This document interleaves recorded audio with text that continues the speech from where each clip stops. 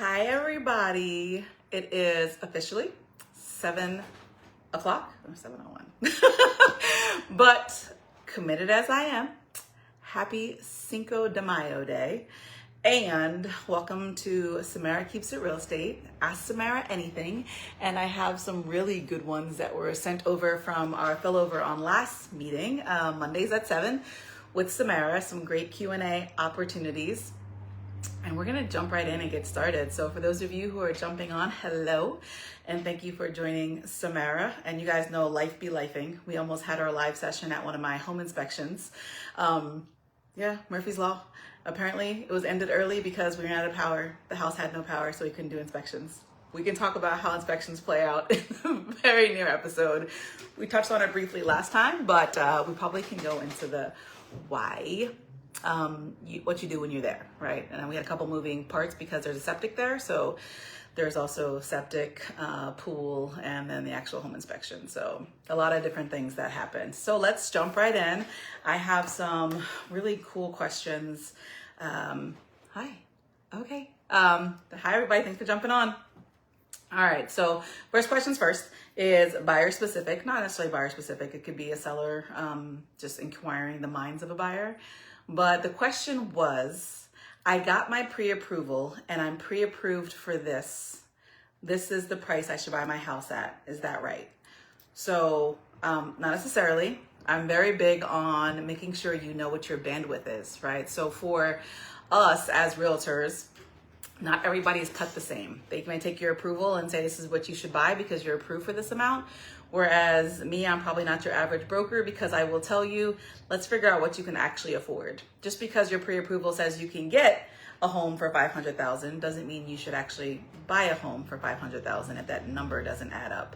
So you kind of want to back into it. And when you're partnered with really good lenders like we are, we kind of work the numbers for you, go over multiple scenarios to make sure you're comfortable with the new monthly payment. So your eyes wide open and you're not getting that very first monthly payment saying like, oh my gosh, now what? So we definitely make sure that we vet your pre-approval to make sure that you've backed into it to make sure that you can actually afford your monthly payments, right? So just because you are approved for that amount doesn't mean you have to buy that amount. Hey, Keisha, thanks for jumping on. Look at you guys. Yeah, so we have all those different opportunities and just something for you to keep in mind when it comes to your pre-approvals. The other question as a follow-up to that was, are pre-approvals required in order to see a house? Now, this is almost a staple, right? So you're not really looking to do anything in regards to showing a house unless you actually have that pre-approval. There's some sellers that actually have it in their notes that say, please do not show without a confirmed pre-approval for showing of their homes. And honestly, a lot of buyers agents won't really take you shopping until they know for sure that you can afford a house because it is time, energy, and money. And if you're not there, but you want to go shopping, then you have that full disclosure conversation saying, I need to get approved. Who do I talk to? And they can point you in the right direction. You know, we talk about that circle, about the buyer circle, and the things to do around that. So keep that in mind when you're thinking about shopping. You want to make sure you have your pre-approval in hand, because the worst thing you want to see happen also is that if you fall in love with a house and you can't buy it or put an offer on it because your offer is not considered real unless you can back it up with either proof of funds or a pre-approval. So those are one of the things you want to definitely look at. All right. Oh, these are some really good questions, guys. Another question I got, super fun. Lis Pendens. So someone asked if they can buy a Lis Pendens, and I think that comes down with education, right? So a Lis Pendens is something that a homeowner might receive because they're back on their mortgages. And we've helped many cases. I think I even have a video for those of you who are checking my content. You might see that on one of the past YouTubes. We did a whole episode regarding like the process that we walk through for those. But for you guys here, if your question is, if you get a Lis Pendens in the mail, obviously don't bury your head in the sand. You definitely want to take a look at it and figure out what you can do to address it.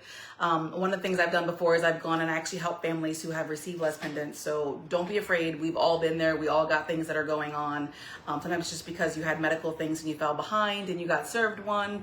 But really it's going to come down to timing and how fast that you can address it, because we're going to sit down with you, Go through your paperwork. How far are you in the process?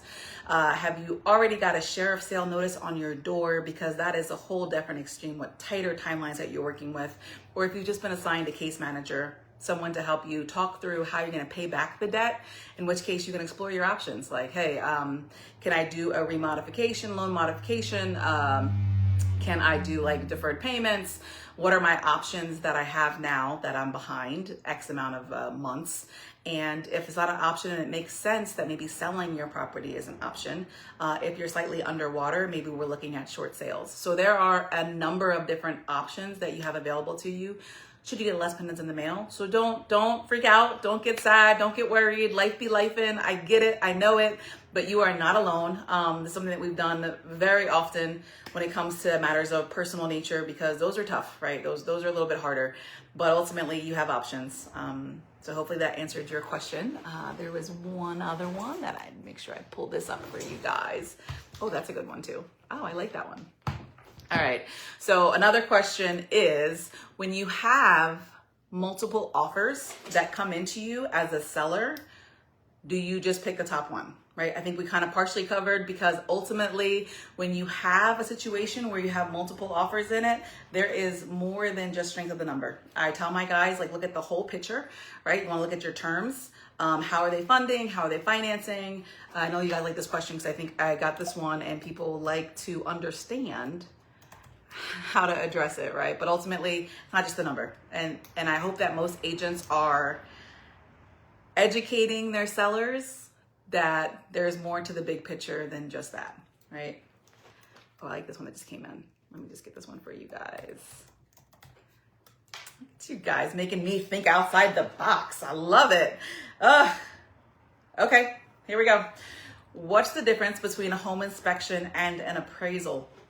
All right, guys, the home inspection is something that we do to perform on the house to make sure that the house is, to actually learn about the house, right? We talked about this at length, but there's always more questions around home inspections in general. But as a buyer, you're looking to get a home inspection to make sure you know what you're getting into and to make sure the house is a sound investment and that you know that you are eyes wide open with any issues or problems that the home may possibly have. Now, an appraisal is something that we usually order from the banks, and they want to make sure that your house appraises for its value aligned with the market. Right, so a lot of lenders will have an appraiser come out to your home and they'll check all of the local comps. They'll like look in terms of what your house has stacked up to other houses, and they'll identify what your house is appraised for. Now, don't mistake an appraisal for a CMA that you get from an agent. There's actual certified appraisers that come out and appraise your home. So those are things to keep in your mind also, because, you know, agents will do a CMA for you to let you know what the market comps are. Appraisers come in and sometimes those numbers are very much aligned. And sometimes we're like, where'd you get your number from, guy? but ultimately we try to get on the same page. Okay, that's a follow-up question to that is, what happens if the house doesn't appraise? I think we have time for this one. So yeah, I can talk real estate all day long. I love this stuff, but I mean, that's a good follow-up question. Threw that out there. But if the house does not appraise, now if you're the seller or the buyer, the same options still kind of exist, right? So if the house doesn't appraise and you're the buyer, you're able to go back to the seller and say, look, this is what we're approved for. This is what we're banking on. This house did not appraise. Are we open to renegotiation of purchase price? As a seller, you can say, I'm actually going to go ask for a reconsideration of value because my house definitely should have appraised, right? That's a different conversation altogether, but that's one of the options. They can do a reconsideration of value. Well, they'll, you know, provide some other comps that maybe weren't considered by the actual appraiser. Sometimes they miss things. They're not perfect. Sometimes they're not from the area. Things happen. If they cannot come to terms, then the buyer can ask if they can meet halfway, where the buyer's willing to put some money in to be able to cover the difference. And in some cases, the buyers put more money in to cover the difference altogether. That'd be a case where a buyer actually went above asking considerably because they planned on backing up their offer by filling that gap should it have been missed, right? And last option is you guys walk away. That's always an option, right? So you got three main options, four really. Reconsideration of value, meet them halfway, split the difference, buyer pays the full cost, or seller, if the seller agrees to bring the price down, they eat the concession. and the other one is just walk away. So those are contingencies that are built inside your contract.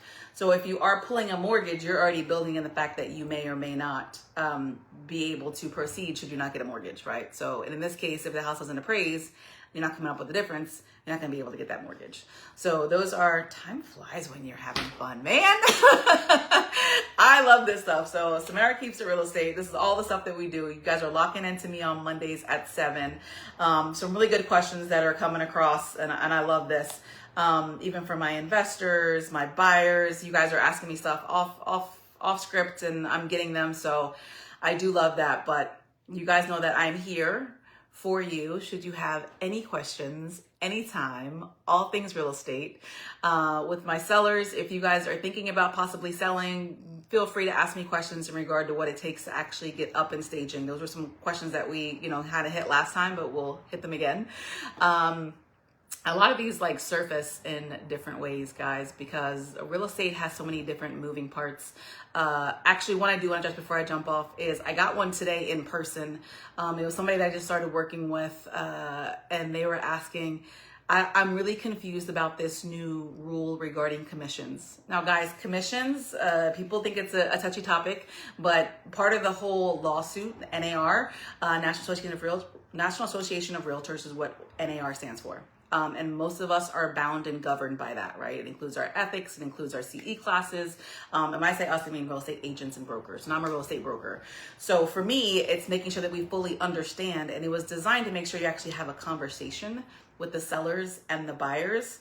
And full disclosure, apparently there are some agents that were not as ethical as should be, and we're not fully disclosing the situation in terms of what numbers look like. Now the dynamic has changed for sure because of these rules, but it actually has been designed to help you guys have a more open conversation about what you're paying for as a seller. So as a seller, in the past, you used to pay one full commission, right? Say for instance, you're doing 5%, and you were covering the buyer's commission as well as your listing agent's commission. Under the new guidelines, you're not required to cover the buyer's agency commission. You're just worried about what you're going to pay for your listing agency. Now, some sellers are still going in saying, like, I want to be able to offer out something because I want agents to comfortably bring stuff to me. But from this, separation, it also was born that going forward, all agents are required to have a buyer's agency agreement. So even if we're showing you one house, we are supposed to have a buyer's agency agreement indicating that we work for you. And in the event the seller is not offering a commission, that you are willing to pay it. Right now, in my contracts, I'm always making sure that I clarify that should they not pay it, that's something that we have to discuss as far as our negotiations, right? So how much are you offering? Are you factoring in the commission? This changes the talk, right? So this is where it's very important to have someone who will educate you and navigate you and make sure it's really clear for you to understand, because as a seller, what that does for me is it allows me to not have to be tied to guarantee me give out a buyer's agency commission. I don't have to pay the buyer's agent. But if you give me a phenomenal offer and say my buyer needs you to cover the commission, I'm probably gonna pay it, right? So a lot of buyers are still paying it. A lot of sellers are still paying, I'm sorry. But now the buyers, it's tough because now they're trying to figure out how to work this in the negotiations. Does it look better if we pay for it ourselves? And ultimately, every offer that we put in, if we put that in our buyer's agency agreement, we're gonna ask the sellers to pay for it, right? And more times than not, depending on what your offer looks like and what they have going on, is it multiple offers, multiple bids, how we structure the conversation, the first ask is to have the seller take care of that. If not, we're gonna find out ways to do concessions and build it in and talk to your lender about how we have to get creative to make sure it's covered if this is really the house that you love. Now, I have some buyers who are like, if they don't offer it, I don't even wanna look at it. But again, I get to the point to where if you have a seasoned agent, it's never a question. You just put in the offer saying this is what we need if you want us to buy it, right? So many things to think about when you're thinking about all things real estate. I'm actually 2 minutes over. I just love this stuff. I talk about it all the time. So thank you guys for jumping on.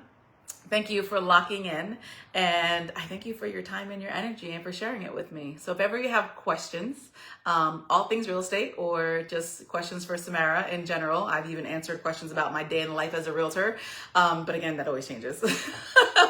So either way, thank you guys for jumping on. Check out the other stuff we have going on as well. I do a Truth Bomb Tuesdays. I'm all about education. On Fridays, we have a little fun. We do a Local Love Fridays where I interview some local organizations that are here within the Monmouth Ocean area or just local in general. So check those contents out. And I have a whole bunch of previous recordings regarding our Q&As, and people give some really good questions to me. So check me out. If you have questions, you know where to find me. Call me, email me, text me, DM me. I'm your girl. I'll talk to you soon. Thanks for locking in. Bye.